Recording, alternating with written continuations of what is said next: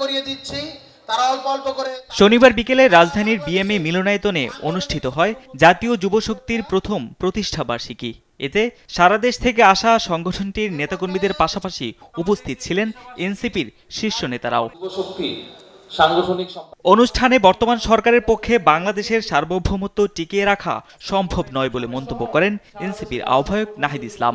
তারা পুশিং করছে বাংলাদেশে তাদের বিভিন্ন নাগরিককে, এবং বাংলাদেশকে নিয়ে তারা যে ধরনের পরিকল্পনা এবং ষড়যন্ত্র করছে, এই সরকারের পক্ষে বাংলাদেশের সার্বভৌমত্ব টিকিয়ে রাখা সম্ভব না। কোথায় মাথা বন্ধক দিয়ে সরকারে বসেছে আমরা এখনো এটা স্পষ্ট নয়।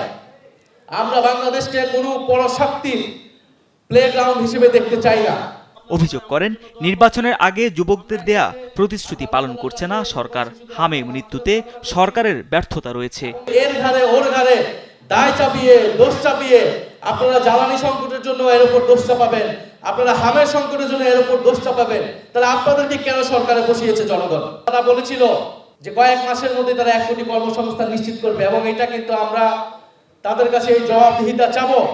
এদিকে দুপুরে মিরপুরে শাহ আলী মাজার পরিদর্শন শেষে এনসিপির যুগ্ম আহ্বায়ক সারোয়ার তুষার জানান, ভবিষ্যতে মাজারে কোনো হামলা হলে ভক্তদের সঙ্গে নিয়ে তা প্রতিরোধ করবে এনসিপি।